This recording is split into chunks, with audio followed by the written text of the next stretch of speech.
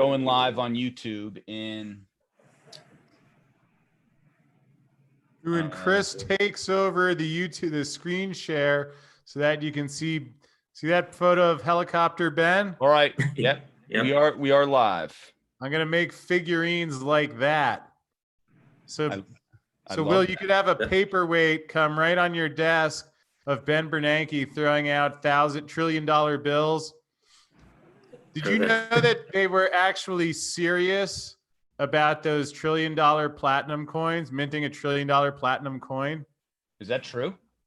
I thought they were joking, but it turns out they were serious. And in March, some congresswoman actually reintroduced the proposal. It's amazing. Everyone who's joining us on YouTube, we're going to be on with Chris Marcus right now. You're seeing a little of the back, what's going on backstage before the show. We're on YouTube live before we start the webinar, so just hold on.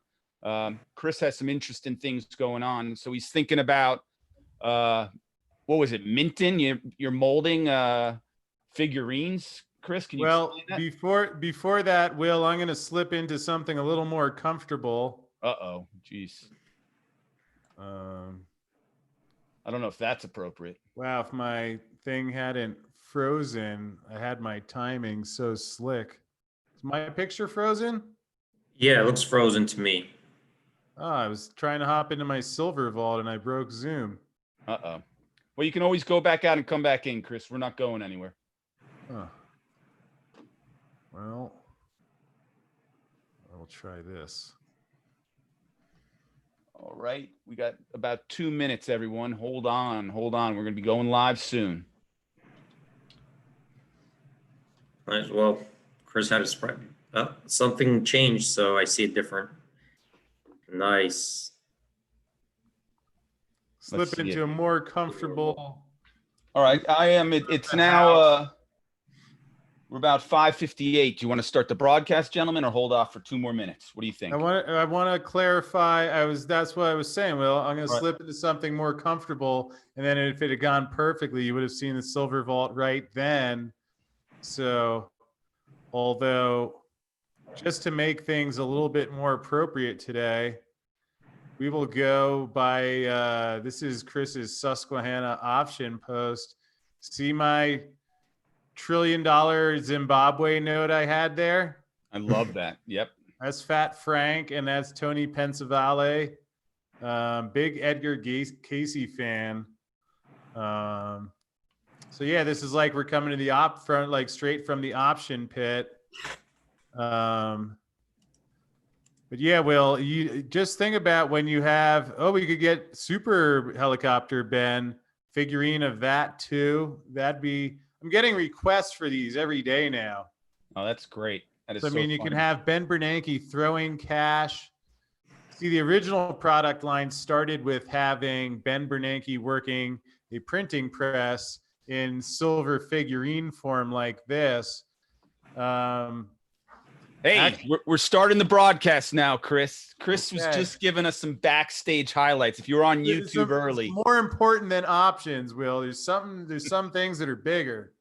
Yeah, that's funny. Thanks for joining us tonight, everyone. We have a special guest, Chris Marcus, with us today. He's probably the foremost expert I know in silver, the silver trade, options. He traded on the floor back in the day when Dimitri and I did, and a super knowledgeable investor and bar none, the best silver trader I know. Before we get started, D, do you mind if we go to share screen and get that disclaimer up? You want to read that disclaimer? Dimitri?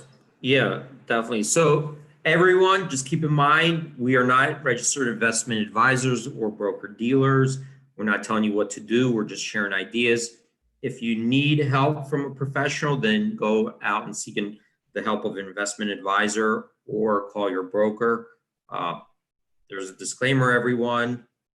With that, there you go. Now, a couple ground rules for tonight's show. We are streaming live on YouTube, and we're also on Zoom. People are joining us in both spots. If you're on Zoom, please put the questions in the question and answer. We'll get to it at the end. I'm going to launch a poll right now asking you if you've ever traded silver, and if so, what have you traded? The silver miners, a futures position in silver, an ETF, SLV, or are you like Chris and myself who put coins and bars under our mattress? Let us know. I'm launching that polling right now. Dimitri, why aren't you in your vault? I forgot to bring my vault. You can see I was doing the options today. Yeah, that's right. All the money's gone. Yeah. All the money went from Dimitri's vault to my vault, and you got Chris it was all on transfer. Yep, you got Chris on the floor is that the American Stock Exchange you're on, Chris, today, or is that no, that's after moving over to the New York Stock Exchange. And that was the Amerivest booth right in the background there. And we had a well, I mean, how are you supposed to like brokers? I don't know if that's possible for anybody. I mean, yeah, no, brokers didn't have a lot of friends. So we do have quite a few people join us. As of now, 35% of the people have traded SLV, and 35% have coins and bars under the mattress. So there you go. And we know where you're storing yours, Will. Yep. 95% of the people polled have traded a silver position. So got any platinum in there? I didn't have platinum, but if you're in chat, let us know if you trade platinum at all. So Chris, why don't you get started? Well, sure. I was thinking about it. Thank you for the kind intro. Thank you for having me here again. It's great to see both you guys, especially now that we've seen the silver price move. I was thinking when you said the foremost silver traders, whatever the way you described, I was like, geez, there's got to be somebody else out there. And I guess I've been thinking a lot recently where have I been successful trading silver options? Because it's a very different thing than, when you guys were market makers, and that's what I was, where essentially we're buying volatility, selling volatility. I actually miss being able to be short vol. I have my retail trading account now, although I miss smashing a bid. That was fun. That was fun. We actually had this thing with Susquehanna. It was called sniper mode. And it was like, it actually would form a bullseye on the screen. So it was just so much fun. It'd be like some of those slow Friday afternoons, you just like take it in bazooka. And so you all right there, Will? Yeah, no, I'm just losing my eyes. You looked like someone was walking off with one of your silver ounces or something. Someone's in the bedroom. Get him. I'm changing well, Will's broadcasting. Get him. I guess the getting into silver was kind of what led towards my exit from Wall Street. Fortunately, I wasn't thrown out. I actually got to leave on my terms, which was nice. And I mean, it's a much different, we were market makers, we were trading customer order flow. I didn't know that much about, we had I think I had 600 symbols by the time I left. So, I mean, it's like some of them, I didn't even know what the ticker stood for. But it's, it was market making, trading spreads, trading vol, which is a lot different than silver, which has been a much more fundamental quest. And part of how this all got started was that back in 2011, following when Ben Bernanke announced there was a note in our morning trader notes, I'd say September of 2010, that Bernanke was going to launch QE2. And by then I'd been trading options for a while, been studying gold and silver. I personally thought and still wonder if the dollar was going off the tracks back then. So I did have some GLD and SLV positions on the way up. I did not sell at the top, unfortunately. I'm not sure if I really regret that. I mean, I guess, if I knew the price was going to drop, I would have put something else on. But to the degree that was what really led me to start studying whether there was something other than free market pricing going on in these markets, because it made a lot of sense why people were buying silver and driving the price up.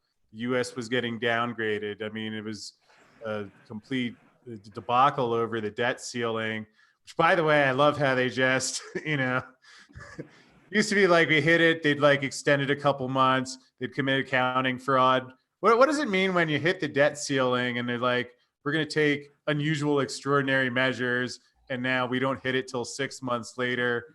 I don't know. That sounds like accounting fraud. But these things, you had the Tea Party, QE2, and the metals were soaring, and seeing them get hammered, especially seeing gold get hammered from its previous all-time high, which will, as I think you're aware, we're not talking about one day anymore now. Gold, since the last time we talked here, now in all new record territory. And what really stood out to me back then, though, when gold had crossed 1900, people were really questioning the dollar, the U.S. Treasury, and on a Labor Day Sunday night, the Swiss come out, peg what was considered the last safe haven to the euro, which I thought was going to send gold soaring through 2000. Instead, it got beat up in the middle of the night with one of those big block offers. And actually, Will, I got a question for you, if I may, sir. Oh, yes. Give it to me. In fact, I will, I think I can pull it up in a minute, but it's like when you were selling or buying anything, if you have a big position, do you do it when the liquidity is the thinnest and it will move the price? Or, you would kind of try and do it subtly. So like if you're selling something, so it doesn't destroy the price, right? I would certainly try not to destroy the price. Fortunately enough, Dimitri and I were never big enough to affect the price.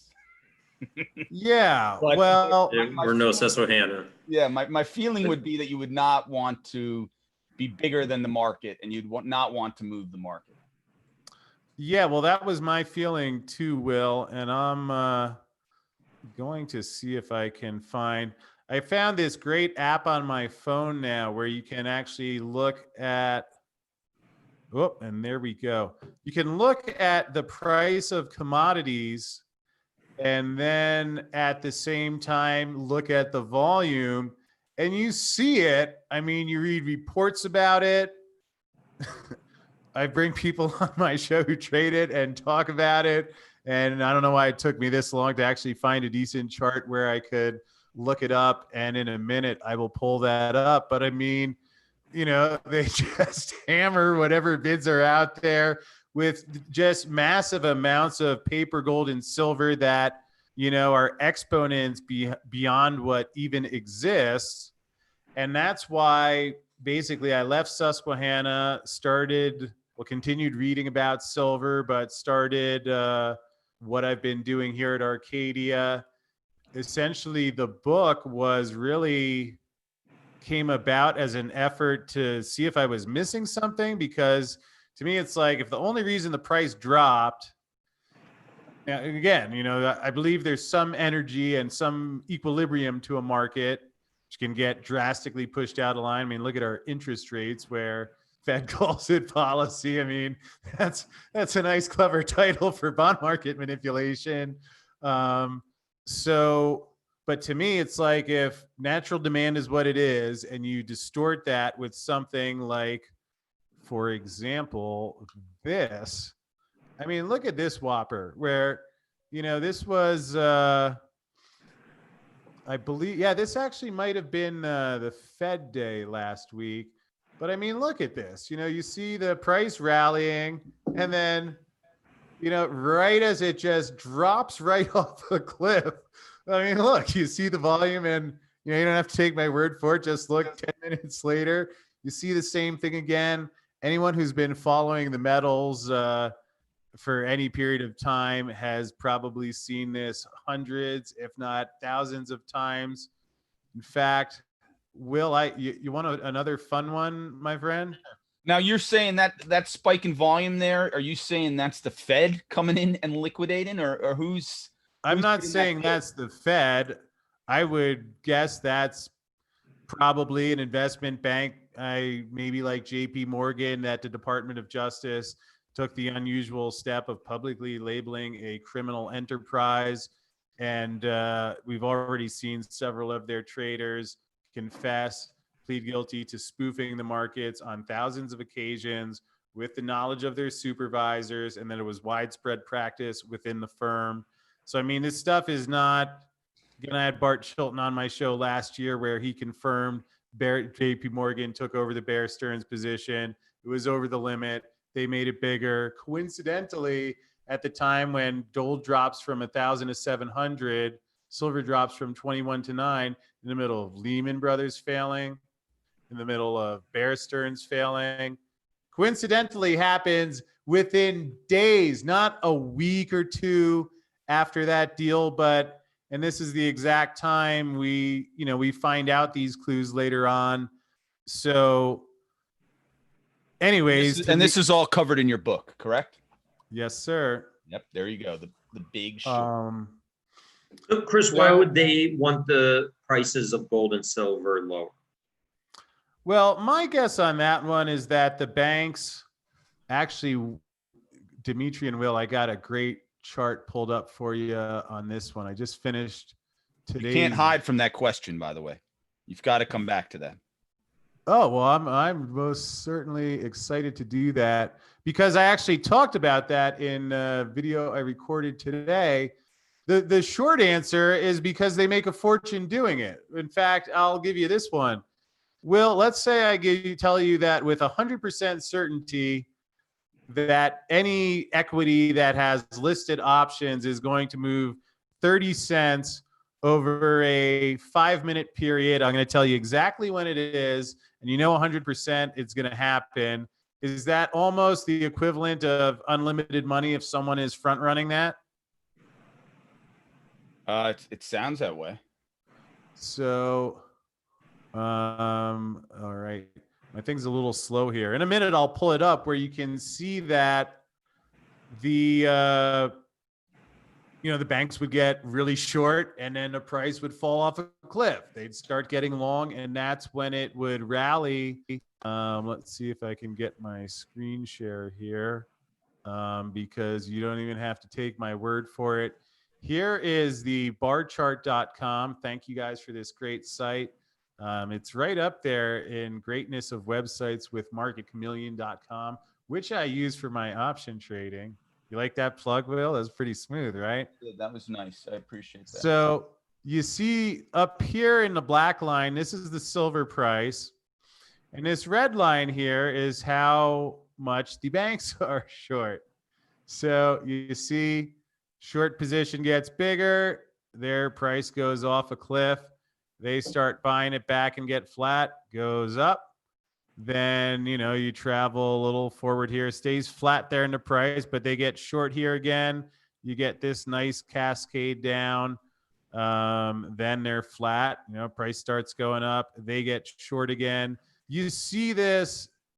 Now, it's interesting how, and Will, one thing we'll get to, there was actually, I would say, a breaking development last week where we saw evidence that it appears some of the shorts may be finally running for the exits because that pattern is continued where normally as the price goes up, they would get more short. But we saw that price spike in price over the last 2 weeks. And the latest report shows that the banks actually bought some of those contracts back at a higher price, which has not really happened before. There's been other news reports and anecdotal evidence suggesting that some of the banks are running for the hills. And, it makes sense when you see on the COT report that a collection of the 4 largest short traders are short 248 million ounces of silver, which means that those 4 traders, presumably banks, lost a collective $1 billion when silver went from $20 to $24 in the span of 2 weeks. You've seen the price of gold come to the 1980 levels several times before, again, not my definition of a spoof, but former CFTC Commissioner Bart Chilton, his definition of a spoof, where again, we see the same thing that we were just looking at a minute ago in this chart. So I mean, you have people pleading guilty to the Department of Justice, CFTC confirming that, what you see on the chart here. But I mean, that I guess is the basic premise, and back to where we started with all this. I didn't know this was how things operated back in 2011. I think I know there's some lawsuits on hold until the judge rules.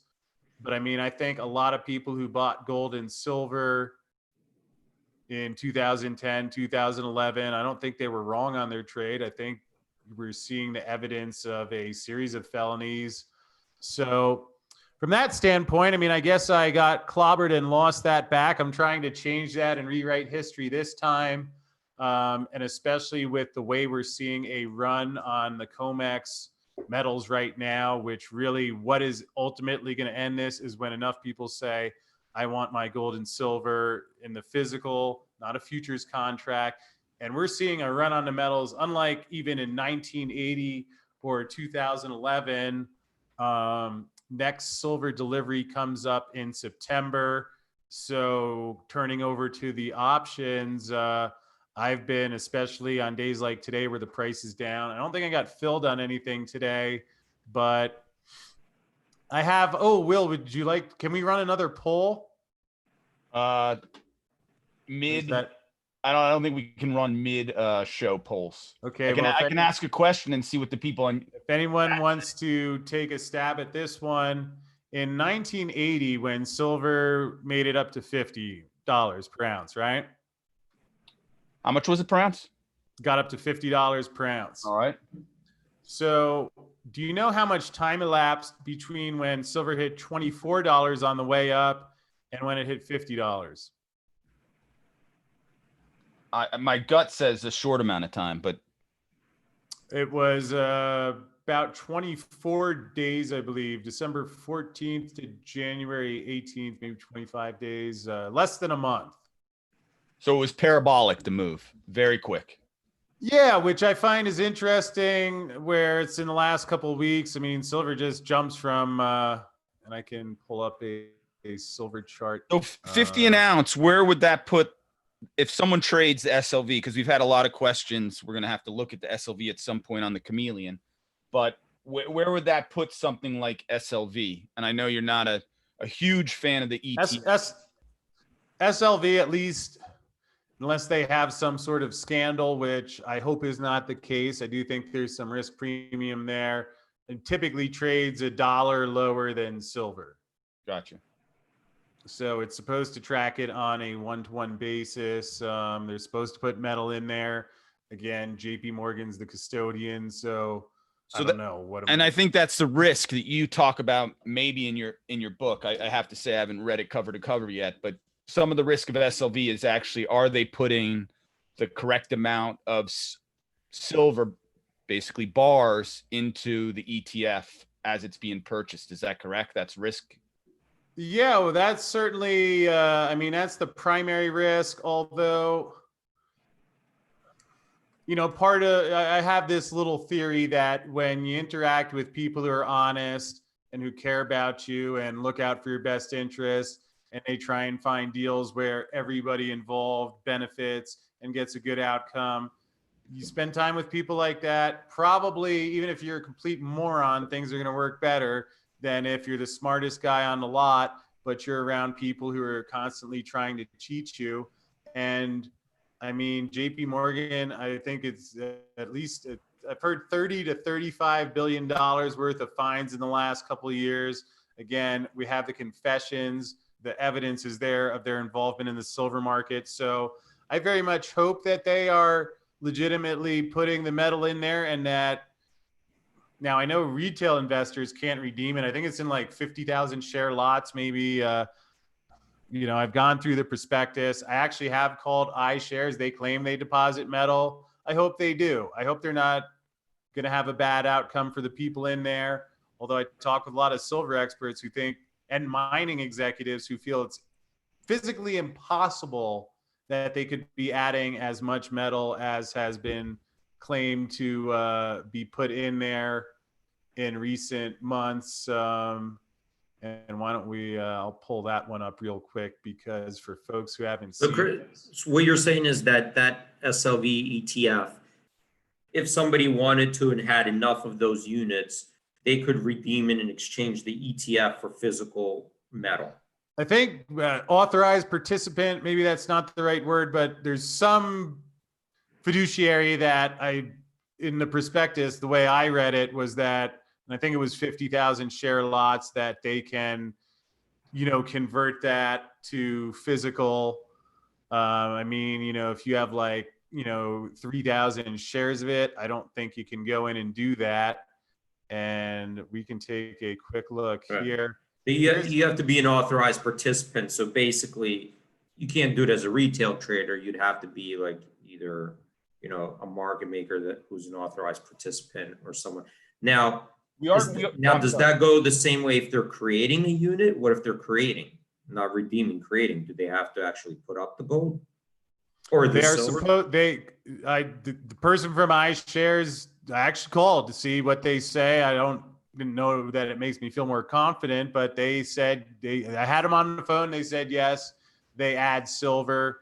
And here you can see this blue line shows the number. Now it's SLV. There's a bunch of other ones too. So it's not only SLV, but you can see this blue line going vertical.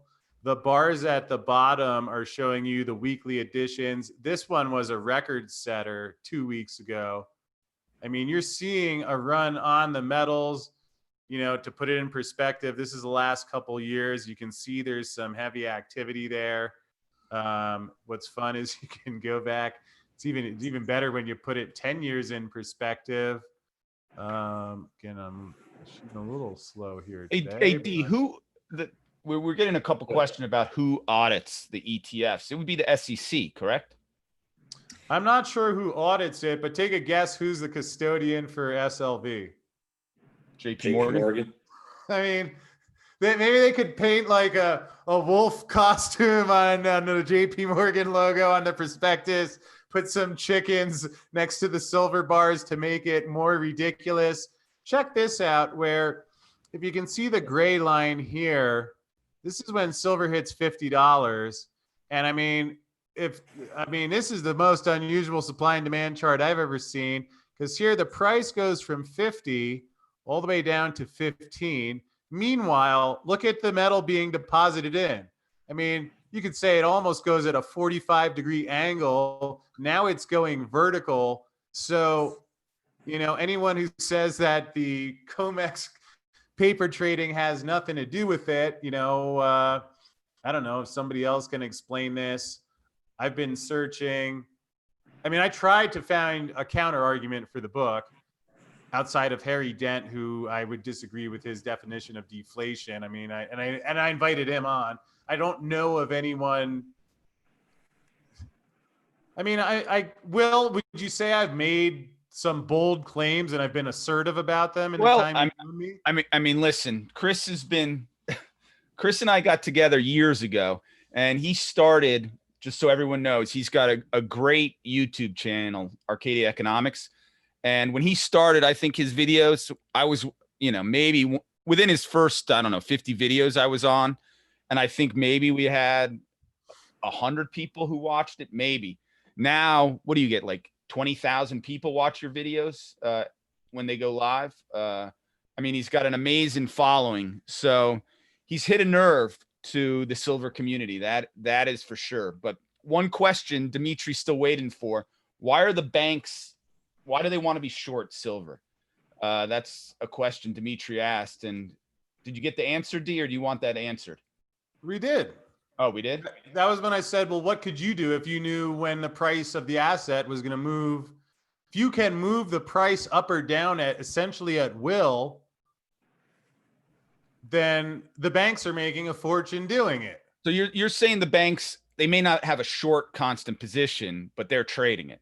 That's why I showed that graph. You saw, I mean, it's more short than others. It got close to flat several times. Got you. So they're trading it, and I mean, it's like it's great if I can buy the thing, make it go up $2, then carpet bomb it, make it go down $2 in like a ping pong ball and just. All right. I got you. I mean, they're holding the customer book. They have the stop orders, and and we know they're front running the options too. I mean, it's insane. So yeah, I don't think JP Morgan. I mean, now I guess you could say it's easier to do it from the short side, and I mean, I think it's simple. They're doing it because they're making a lot of money doing it. I think it's clearly illegal and against anything moral that I ever would have thought to do. But so hopefully I answered that one now. No, that was good. That was very good. We have some options questions about silver stocks. You want to try some of those? Yes, although just one last comment, if I may, right. where it wasn't the size of the audience or anything like that, but more just what I was getting at was that I've tried to find a counter argument to this.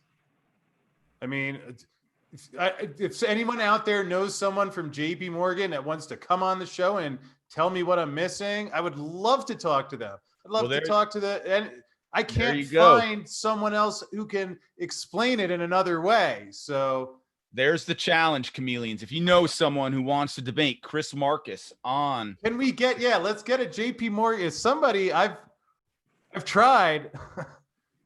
I mean, how many shows have you done? I mean, you've interviewed just about everyone in the silver world, haven't you? If the Easter Bunny can explain it, bring him on too. I mean, I don't know the Easter Bunny, but if anyone from JP Morgan wants to answer to Chris Marcus and talk about the trade, it would be an interesting show. And I would don't have to answer it. Maybe if you could just explain it to me. I don't lightly accuse people of stuff. No, I mean, and it's all in your book, all the research, the accusations, and we're going to give away a free copy of that book, aren't we? Somehow we are, Will. We'll give away multiple free copies today. I don't know, maybe even have some junk silver here. And Will, I'll actually be back east probably in October. Maybe I'll be able to swing by and say hello, and also trying to find if anyone knows anyone on the COMEX that I can get in there and snoop around. I'm working on getting that set up. Wow, I'd like to join you from there. Can we do a show from the COMEX? I'd love to. I mean, this was never based on me trying to convince anybody of anything or anything other than it was just, I made a lot of money on the way up, got clobbered on the way down, and it was like either there's some other explanation that I'm blind to, but if the main reason it came down was just because your hammer leverage in that fashion that we just described, that's what made me think if that's accurate, then that would be a floor. And turning to the options, I don't really know how you trade it short term when you don't know when the carpet's going to fall out, but I have really been trying to just keep it simple and pick some educated spots. I see elevated risk of perhaps a failure on the COMEX in these next delivery cycles. We're seeing record gold demand as well. So I don't know, and if you have options on and just leave them and don't get too cute and you're in a broader rally, it's going to go well. And again, along the lines of your disclaimer, Will, by all means, this is highly speculative. This is not the same as buying silver. So I want to be clear about that. I'm not giving financial advice to anyone. I don't know everybody who's out there, but I'm just sharing my own experience. If you structure things where you take some of the guesswork out and then you do hit on the timing, things can go well. I mean, this book was written because you were in search of answers, is basically what it comes down to. Yeah. There you go. I'd like to show a video from our last show. May I? Please, yeah.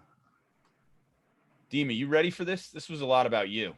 It's been a 30-day risk reversal. So if you bought a 5% out of the money call, sold the 5% out of the money put, that costs a good 2% debit. In other words, think of a stock as 100. If you bought a call that's 105, sold a put 95, you would pay 20 cents. So it's like a debit. So that was, we were looking at AIG because there were a lot of questions. Excuse me, AG. I don't know, D, if you can look at AG now, but we do have a bunch of questions about AG. I don't know if it was people from the last show or. All right. Should I share my screen, Will? Yeah, share your screen and we can walk through it. And Chris, you can certainly talk. You were the one who mentioned First Majestic. I'm actually wearing my First Majestic silver shirt today, Will, if you can see that. I'm actually quite fortunate these days. First Majestic is a sponsor of our show, and Keith Neumeyer was actually the only mining executive that appeared in the big silver short.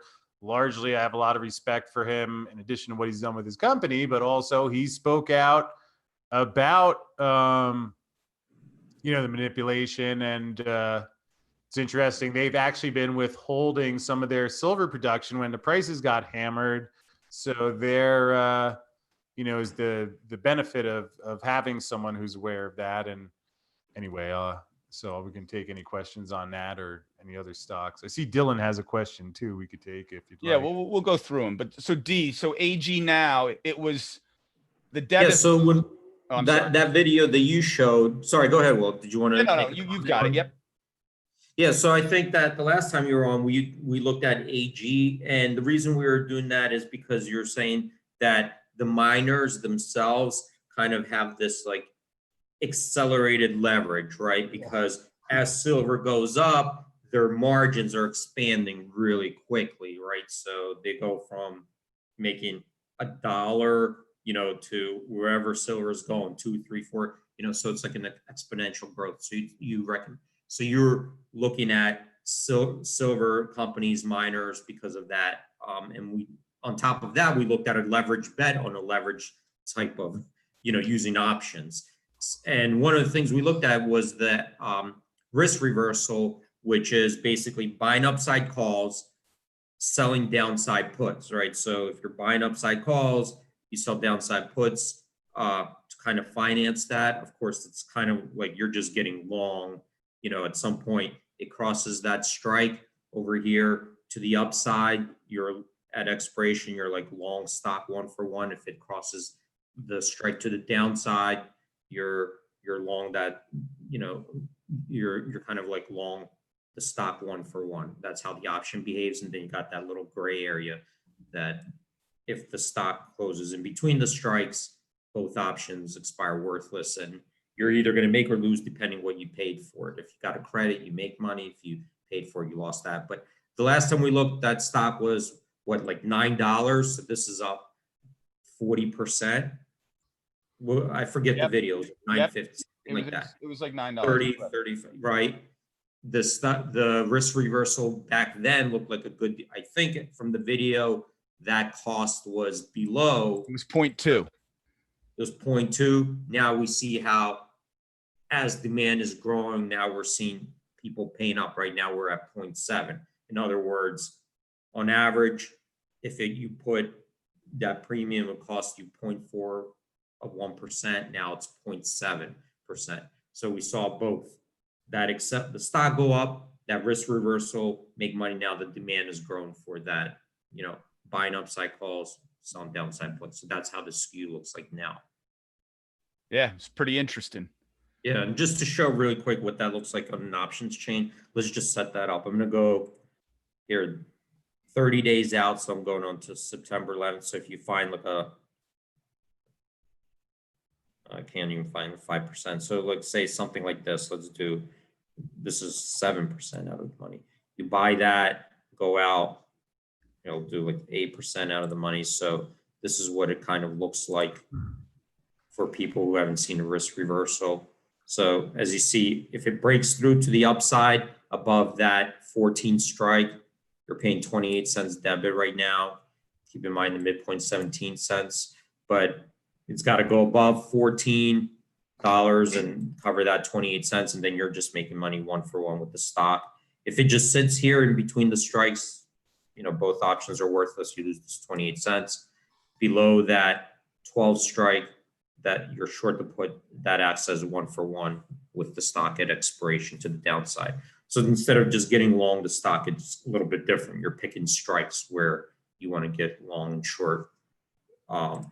Again, but your total outlay is less than if you just bought the stock from the start. But that's what it looks like now. Very cool.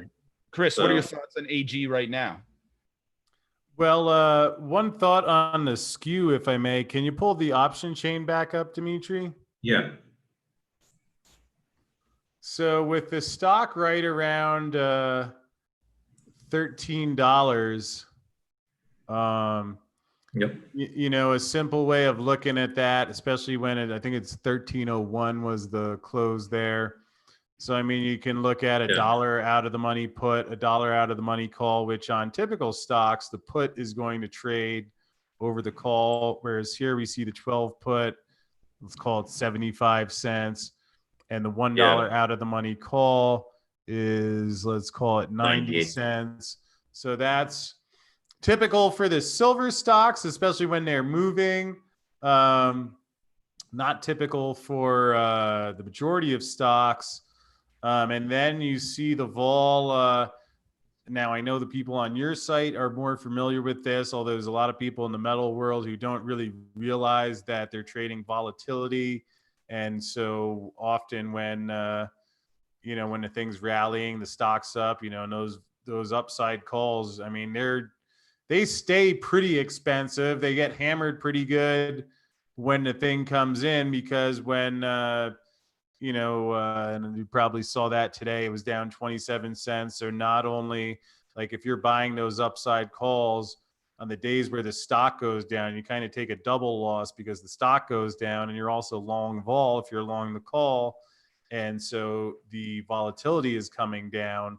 So again, and this is very atypical from your normal equities. So again, it's, not the easiest thing, but again, a day like today is ideally the day when you'd want to buy something, because you're getting a cheaper vol and a cheaper spot price. Tricky thing is that I know, I hear a lot of people say, well, silver rallied too fast, it's going to pull back and correct. That's the part where, I mean, it's cost me some money over the past couple of years where, I've thought, well, I want to have something on because one day this thing's going to explode to the upside, in my opinion. And I don't know. It's like when the COMEX fails, if you think, well, it's going to go up to 32, but then it's going to pull back. I don't know. Maybe if you can figure that out, and it does. But, to me, the whole thing I want to capture whenever it finally does go to 50, or when it goes beyond 50, and that's why I've done all I've done studying the fundamentals, because based on that, I think that you kind of almost are going to, it seems like, we're not talking about one day anymore. I mean, it's like gold already a new all-time high. And in terms of like the signs of when the COMEX and this fractional reserve metal scheme could really be on the brinks, I mean, I don't know. Maybe they figure out some way to drag it out a lot longer, but I mean, certainly it's amazing that it seems like it's happening now. And in fact, the only reason why there's any hesitation is just that, even last night on the open, can I take the screen share back there? Yeah. There for a minute, Dimitri? Yep. Let's get the, 1 second, I'll pull this up. I mean, you can see even the same thing last night on the open where the price spiked up 50 cents right away. And I'll pull up my chart here in a second. And it's like these the moves we've seen recently, they're not an accident. I mean, look at that open, the red line there. This is the Sunday night open, late, about 4 p.m. Denver time, 6 Eastern, is the Far East trading. Spikes up, and then, I bet if you had volume on this chart, you'd see someone hammered the heck out of it a couple of times.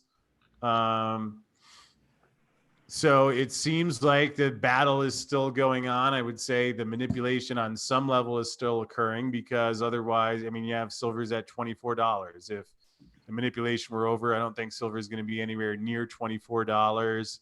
I I wish there were I wish you could see like what each bank was doing individually on moves like these. I mean, it would have to be the most fascinating movie ever. And I try and capture as much as you can read what's going on without seeing the actual names because that's not public.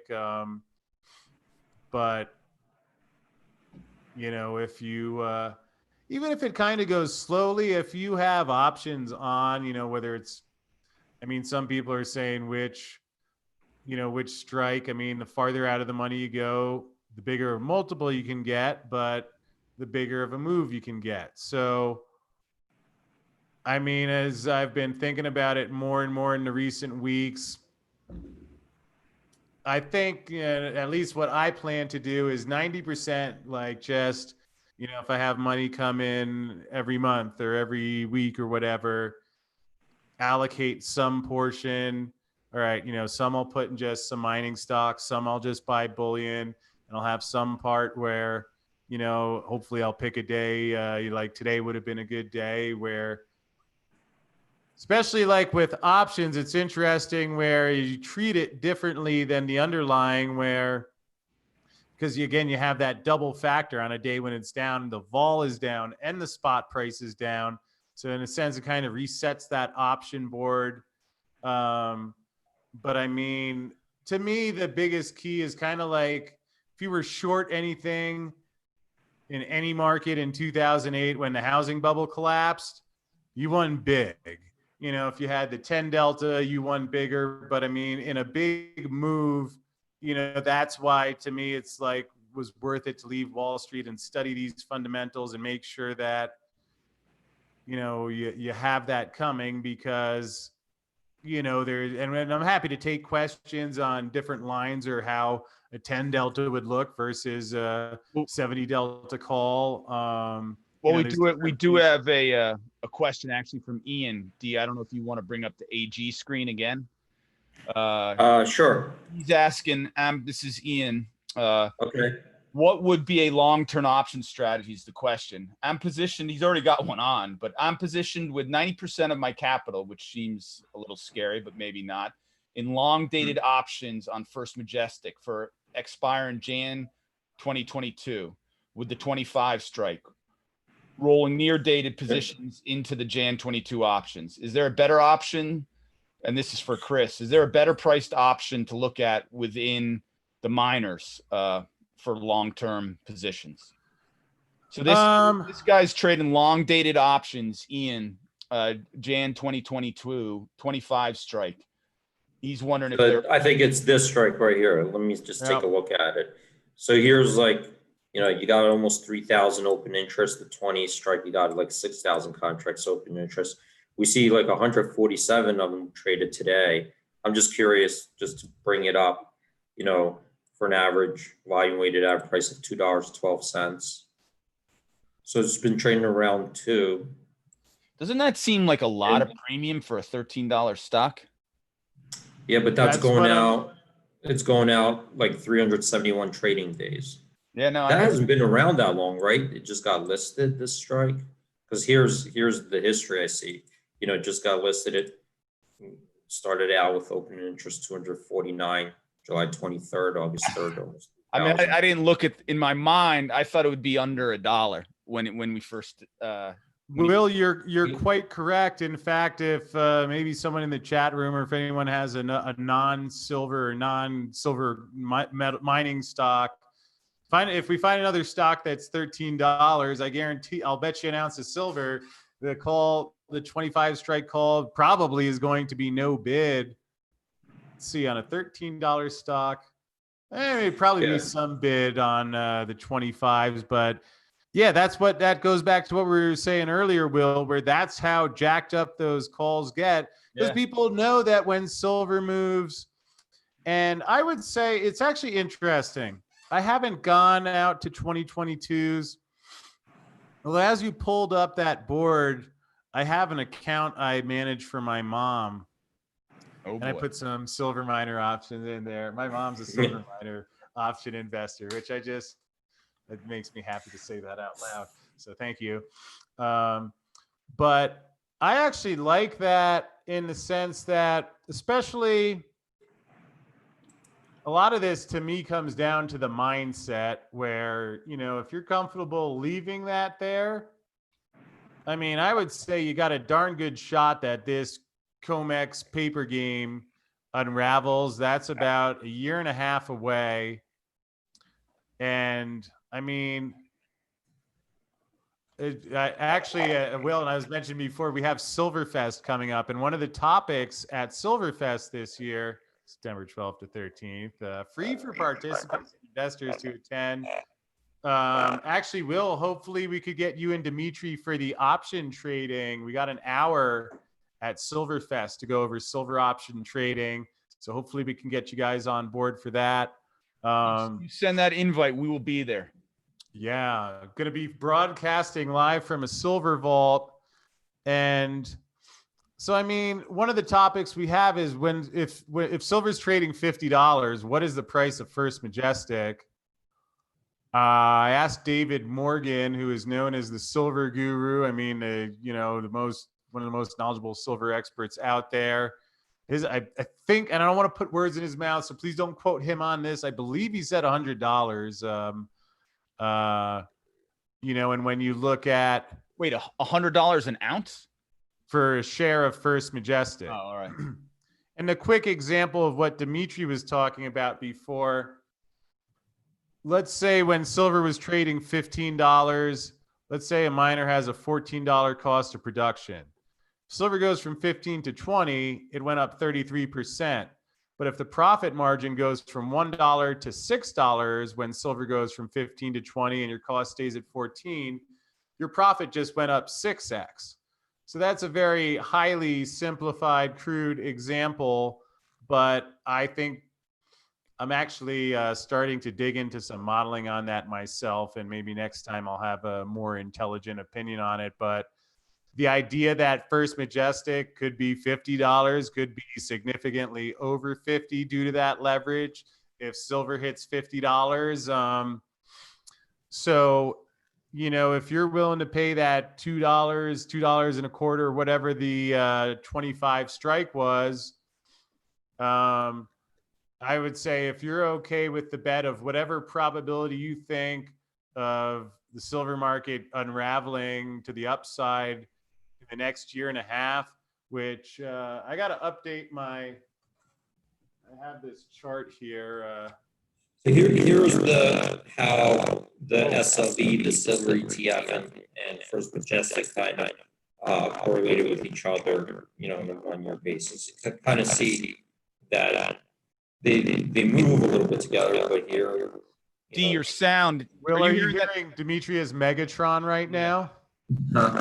You can't hear me? Yeah, you may want to leave and come back. See if you can. Oh, really? Okay. Yeah. All right. Okay. So while we're waiting for D to come back, Chris, did you see that comparison D had up there? I did. Although, Will, on another note, did you catch my Megatron from the Transformers reference there? I know you know. I love that. Can you actually do a little silver piece of Megatron? That would probably sell well. Like that could right be next to Ben Bernanke. A good idea. I'm trying to hold on. Yeah, now as I step out of my silver vault for a moment, this I wrote a couple months ago. This was my own.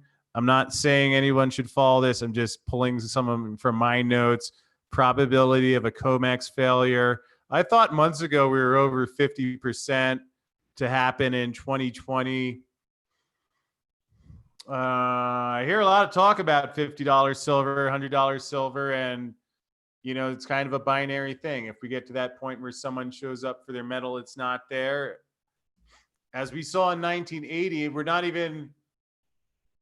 Just if it happened at the speed of 1980, which is not to guarantee that it will, but that would put it by the end of the month. So again, back to Dylan's trade. Let's say, if silver hits $50, we'll call First Majestic stock price $50. So Dimitri, could you pull the AG board back up and we'll look at the Jan 22 quarter strike? Sure. Guys, it's so much fun to be talking options again. It's kind of like coming back to me. I actually got a call from a guy the other Let's see this. day. Oh, I'm sorry. Someone who used to trade in my crowd, and it's funny. I hadn't talked to him in like 10 years, but he's been watching the channel. And interestingly, he said he's been sharing it with some of the Susquehanna guys, which I'd be curious. Maybe I'll swing by there and see some of them when I come east. But That's anyway, awesome. back there, you see how on the 25 strike, let's call it $2 for that call. So if you think silver, you're going to get X probability. Let's say it's 50-50 that silver hits $50 in the next year and a half.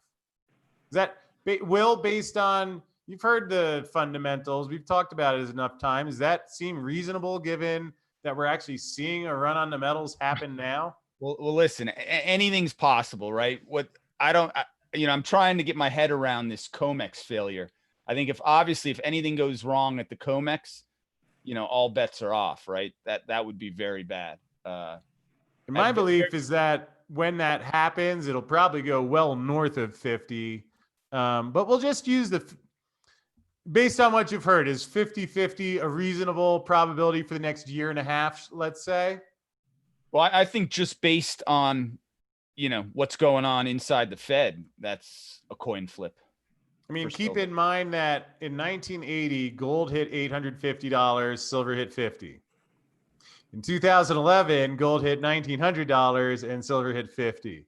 Gold's now almost, and I'll give you, this is just my guess, but my personal belief is that once gold crosses 2000, I think we're going to see some wild gaps we're seeing history being made here. So again, and it's fine, and actually it's good Will didn't give a specific answer there. It doesn't matter what I think or what Will thinks. Anybody who's trading, the best trading is when you make your own decisions, you have your own opinions. So let me ask you this. Could it be that more silver's being mined than gold, and that's why gold is having this monster run and silver's kind of lagging? Is there more silver in the marketplace now? No, in fact, there's a wild run on the SLV silver as well, and you've had a lot of silver mines actually shut down due to COVID. So in the midst of, you have record retail demand. I bring Bullion Dealer one after another on the show. Premiums have actually started going up on silver products, and Andy Scheckman of Miles Franklin, who I bring on weekly, he's mentioned how in the last 2 weeks now silver products are getting hard to find. The U.S. Mint is backlogging. I think we've seen increasing premiums on everything. I heard another bullion dealer suggest that silver eagles are going to be very hard to find. I mean, it's like Enron where the thing is on fire now. So just for the sake of that example, let's say that there's a 50-50 probability. By all means, if you're at home. And I've actually made a spreadsheet that I'm finishing up, will be available for folks soon. But you can just do some simple things like this where maybe you think it's 50-50, maybe you think it's 10%, whatever percent chance you think. And could you go back to the 22s for a second there? Yeah. I'll say that I think it's above 50-50.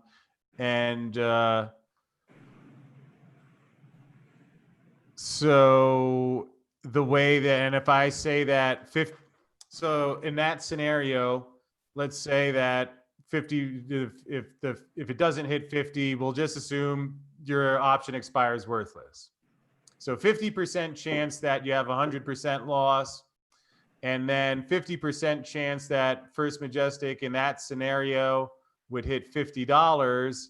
So you paid $2. So if the stock is $50 and you bought the $25 strike, you got your parity is $25. You paid $2 for it.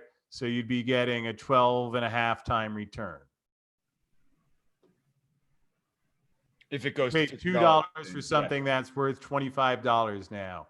So to me, well, right now it's $13. Huh? No, I thought you said it's worth 20. It's 13. The stock. This is if it goes to $50. He's saying. Yeah, from 13 to 50. From 13 to 50. Yes. Well, If even you if exercise that call, if at expiration you were holding it and it went to $50 and you own the 25 strike, then so I mean, if you can sit there and be patient, to me, you know, if you're balancing 50% of 12 and a half times and then 50% of zero. So I guess maybe that'd be a weighted average six and a quarter multiple, not 6.5%, but you know, one time, you know, so imagine if the way I look at it and the way Susquehanna looked at it and the way I would suggest people who are trading options, you want to create the scenario where you're the blackjack table. So let's say you bet $100. If you can make this trade over and over again in different spots, if you bet $100, one time you lose, the other time you win $1,200. So if you structure your bets so that you're not all in on one scenario, but stagger things, you know, whether it's over months or years or days or whatever time frame anyone is looking at, that's why when you have such a big move, to me right now, I'm buying options. I know there's a chance like whatever I buy could easily expire worthless. If some frat boy banker pounds, you know, a massive paper off, that can destroy that particular option at any point. But that's why, you know, the whole thing is like, if you give me 51.49 odds on flip, if I structure my bet size so I can do it over enough simulations, then you can get ahead. And you know exactly what you're going to win, the same way the casino tells you, like, you know, these people play for this long with this many bets. They know exactly how much they're going to make in the long term. One other thought for Dylan. I have not purchased many because especially like days, you know, right now those premiums are jacked. So, you know, if silver gets pounded tomorrow and First Majestic goes down to like $10, which I'm thinking it's getting harder and harder to see big moves down with the way people are pulling metal out, but certainly it's possible. So you would see that option get pounded. But if you have a year and a half to go, are you okay with sitting there and not needing to care what the mark looks like? That's where the mental part comes in. And I think, you know, when I have an account actually has some cash in my mom's account that I've been wanting to put something on. So especially, you know, I might look at a line like that the next time it gets hammered because that's something you can leave. I think it's got, as much as trading silver options by its nature is inherently massively speculative and risky, at least in terms of something on the more conservative side of that spectrum. I would What do you say, think of doing like a 1x2, like a ratio spread or a back spread? That's where you're like, if it just sits here or drops, you know, you're like here, I just put one up where you're getting a credit. So you're selling here on September 18th, the 13 call, you're buying 2 upside calls on the 17 line, because the idea is if this just goes, it's going to just explode, right? Is the idea that it's not going to move slowly, because here, if it moves up slowly and sits here, then of course that's your loss right at 17. But if the theory is that if it's going up fast, or if it goes down, it's just going to go and Wowzer and you get crushed. What do you think of a ratio? Yeah, someone actually suggested that recently, and you know, let's say you did it cash neutral, and you, I mean, you know, the risk to that is that if it goes past the first strike that you're short and stops before the ones you're long, that's where you would lose. But to the degree that, yeah, if you get, you know, that you can do it cash neutral, I mean, I would map out, it's like, all right, let's say you did the First Majestic 17, 18, 1x2. So you're shorting the 17, buying 2 18s. You know, you lose when it finishes at 1786 or something. But I mean, you know, how often is that going to happen? I mean, sometimes it's going to go down and nothing happens. Sometimes it'll, and if you get the big move there, that can be a good way to go. If you have the big move, it's probably a good bet. And I've been looking into those, and I may actually put something like that on. Again, it really just comes down to how you see things moving. Some people don't agree that there's going to be a sharp move. They see more of a gradual rise. Certainly that's possible. And, you know, that's what's nice about options. If you see that happening, you can find a package that fits that. But yeah, certainly a 1x2 could be in the right. You could hit it well on that. All right, let's get, we've got a bunch more questions. I'm going to cap this at an hour and 50 minutes. So we got to move quick. We're already an hour and 20 in. We have a question about AGQ. Could you make any comment on the leveraged ETF? I guess AGQ is leveraged silver, maybe. Is this a good idea? Do you want to bring up AGQ? What was I on? Okay, AGQ. Yeah. This? Yep. So this is a leveraged silver ETF, correct? Yeah. So look at the price of the calls on those. Will you look at are there 22s on there? Go to the Jan 22s. What's the spot price? It's 13. No, 50. This is 50. Okay. I mean, really, the leverage ETFs, you got to be careful because they reset. They have this daily reset. So you got to really know these are more short-term instruments. Rule on the street is all leveraged or going to zero.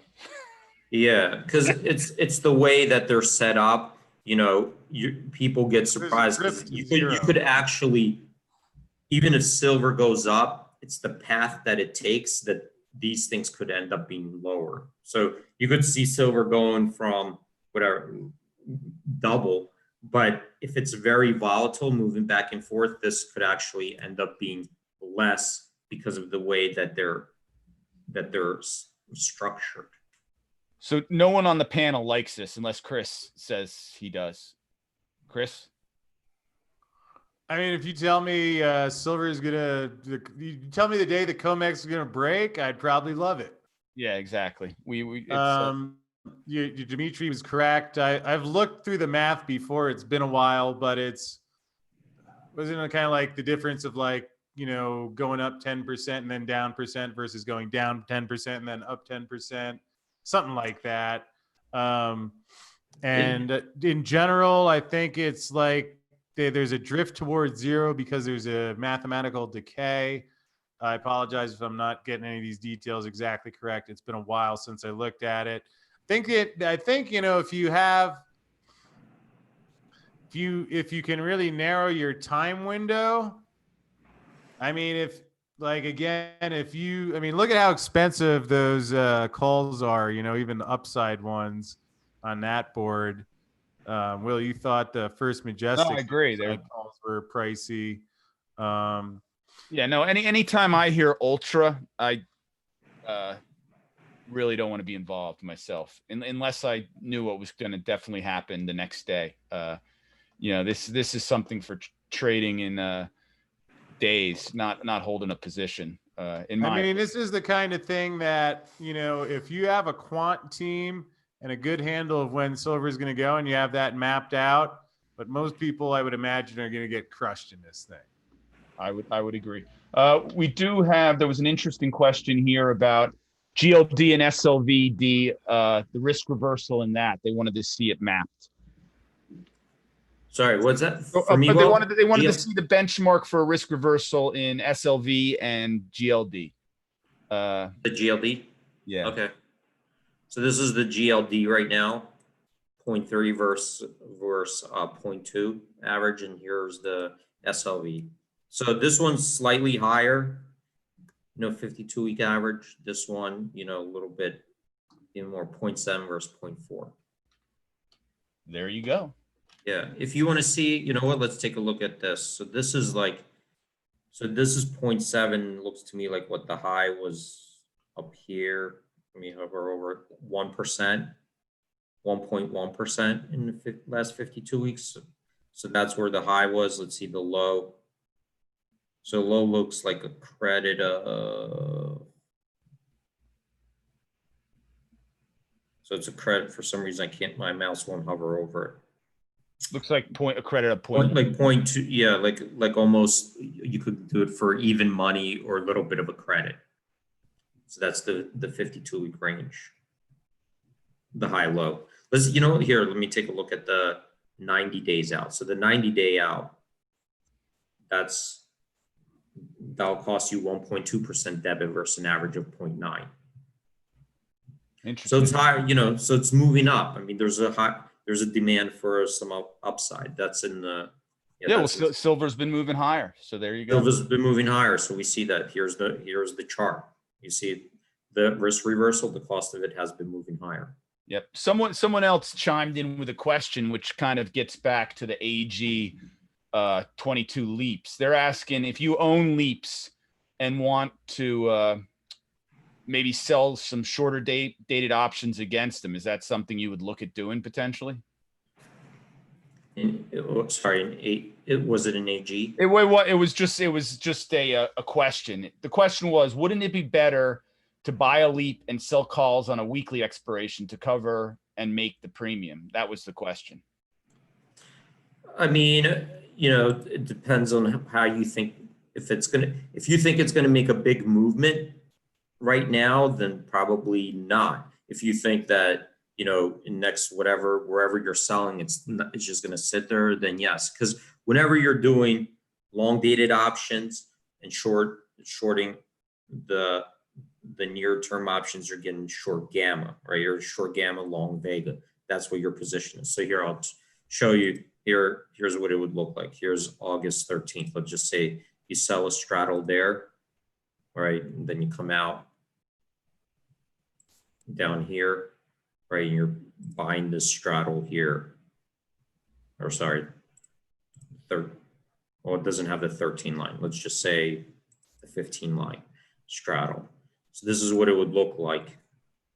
So you could see here, if you're getting a big move, that's what it's like at that first expiration. And on top of that, you're long vega, right? So yeah, but they're really looking at time spread, right? Well, that's a time spread. Yeah, you're right. It is. It's I just buying 1 month fall, selling another month. Yeah, you're right. Yeah, you could do a call spread. It'll look the same, Yeah, right? So even if you did the call spread, you know, bought this and sold whatever. Let's say here, August 28th, the 15 line I did, sold this for 40 cents. You're still looking at, you know, so you're looking at a big move. If a big move happens, at least here, let me see if I could do 30. So big move to the downside, you'll lose, right? Big move to this upside, you start losing, especially if that volatility comes in. So let's just say this vol comes in. If it goes up, you'll do well, but let's say it comes in to 50. Let's put that 3 standard deviations away. So over here, like you'll see, you know, that's how it's going to look. Downside, you lose. You know, this is your sweet spot, and you're kind of like starting to lose as you go up. Yeah, the problem with this time spread is I mean, there's maybe no problem with it, but if you're reading Chris' book and your thesis is that this thing could move, you know, you don't know when that front, you know, everything you're planning for may be completely taken off the table if you're trying to use options for the leverage to take advantage of an upside move. It's a different type of strategy. I mean, we've been going for 1 hour and 20 minutes right now, gentlemen. Is there anything to leave us with, Chris? What's that, Will? Anything you want to leave the crowd with? Any parting comments, thoughts? Well, I guess with just that last trade, I mean, that looks like more of a vol bet if you're doing a calendar spread. So yeah, if you knew, I'm not sure that for this situation is what I would use. I mean, even if you thought you knew that the silver wasn't going to move, if you were that sure that, because if you have a, you buy the long dated call, sell the short dated call, that if the silver goes to 50, that spread goes to 0. Yeah. So Yeah, if silver goes to 50, that spread is going to, you're going to probably lose money, right? Because the time premium decays in all of them.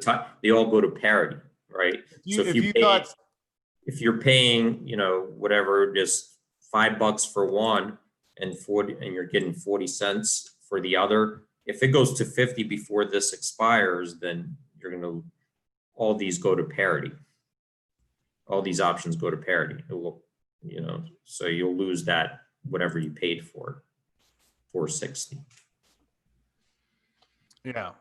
So I mean, maybe if you were certain that silver was just going to sit there at $24 for the next year and not move, and you can sell that call, watch it go to 0, and then, but I mean, I would even suggest, I mean, if you knew silver wasn't going to move for the next year, then why not just short that straddle? Why pay the decay? I mean, you're still going to be long, you'd be long vol on that spread because there's more vega to the or maybe not more vega, but there would be more premium to the backdated option. So even if you thought it was going to sit there, so I mean, there's certainly times where doing a calendar spread is a good trade. At least if you think silver is going to make a big move, I'm not sure that's the first one I would put on. But again, that's the thing, you can map out those different legs and see how things respond. But anyway, that's a comment on that. We're going to get to one more question because this guy's a big follower of yours. He says he loves your work. Perhaps this is not a specific to silver, but do you have any comment on why the major miners, Barrick, Newmont, Franco, have not yet reached their May high? But GDX has broken through that. Any thoughts? He's saying Barrick and Newmont are below their. Could you pull up a chart of that, Dimitri? Barrick or Newmont? Barrick's Newmont's NEM, right? Yeah. NEM. Newmont isn't back to its May high. I wouldn't have guessed that. But let's take. So this one is close to its high, 70. Yeah, no, it's right there. 52 year, yeah. What was the other stock? The other was Barrick. What's the symbol for it? Chris, you know the symbol off the top of your head? I'll figure it out real quick. It's Barrick is gold, GOLD, maybe? Gold, GOLD. So I mean, I can see what he's saying. It looks close. Maybe it's slightly above, They look but like they're both. gold price is a bit higher. I guess the short answer is that things in the mining world, if you think that's, I mean, you can look at First Majestic. In fact, here's an interest to that point, not changing topics, but I was looking at First Majestic today, and I forget, I think silver at the end of the year was $18 and First Majestic was $12.41. Now silver is $24 and First Majestic's 60 cents higher. So, in First Majestic, there's also a really large short position. And I would suggest, we're talking about the most manipulated markets in the history of finance, possibly. So, and there's different profiles. I would certainly think that, based on, if gold moves up $100 or $200, probably whatever levels it was on those charts. I mean, it looks like Barrick is higher. Certainly it hasn't exploded as we've seen at times in the past. And I would suggest to not expect it to go on a linear, like gold moves up $100, it's going to move up X. It just, you could say that it should, although perhaps a good way of phrasing it is that a lot of what's happening in these stocks, in fact, as more mainstream attention comes into it, the people pricing it are going to know far less than anyone listening here tonight. Or, it's like Man, look at what happened with the cryptos back in 2017 when the thing was rising. I mean, if it said coin in the name, I mean, it could have been, nothing to do with the crypto. And I think that's the kind of environment, and there'll be some days where it moves a lot more than you would expect. Some days it moves a lot less. I know there's, especially when you have your options on, and it can be, sometimes we can perceive it as frustrating. Although, Will, you asked if I had any parting thoughts. Maybe I would offer that I'm reading Phil Hellmuth, the poker brat, as he's known, and as his autobiography is called. And it's interesting how good he was at poker skill-wise, and really the only thing that would throw him off was when he lost his cool. Now, certainly he's not the only one who fits that. I've lived that and spent, the last couple of years been dedicated to, addressing that. And, maybe somewhere in there's a lesson for option trading where some days it's going to go better than we think, some days less. But, if you back the math out and you put things on in a size that's appropriate, maybe just being calm, and some days, and letting the advantage of being the casino when the math is in your favor play out over time, and know how to take a step back. And the calmer we can be on these things, I think that's the rest. I mean, you don't even have to read the book. We've walked through it tonight. There's the basics. If you want, the book has more detail. That part's easy enough, but it's really just the mental side in any of these things that is what I've seen what leads to success. Wow, that's awesome, Chris. So big piece of advice, and we'll end the show on don't lose your cool. And more importantly, read Chris's book. I'll put that out on chat. We're going to email that out to all the chameleons tomorrow with a recap of the show with a link to Chris's book. Chris, thanks so much for being on. Dima, great job with the options as always. Thanks, Chris. Thanks, Will. Thanks, everybody. We have a morning show, Dimitri and I. Maybe one day you can join us on that morning show, Chris. Sure. We do a pre-market morning show, 9:00 tomorrow. Listen, anyone who is on today night's show and watches the morning show tomorrow, let us know you watched Chris's show today, and we will get a free book out to you. Is that right, Chris? And yeah, we'll send out the audio copy. I know that was what your brother requested, because that way he didn't actually have to move the page and have his eye gloss over it.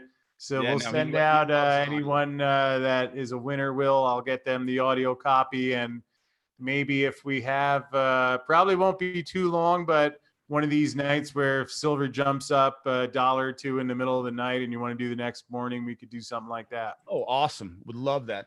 All right, everyone. Thanks for joining us. Hit me up tomorrow morning on my morning show. Let me know you heard Chris today, and we'll have a little surprise for you. Dima, thank you. Chris, awesome. Everyone, thank you, Chris. Thanks for joining us, guys. Great Thanks, job. Will. Thanks, everyone. Have a good night. Have a great trading week. Stay safe, everybody. Bye.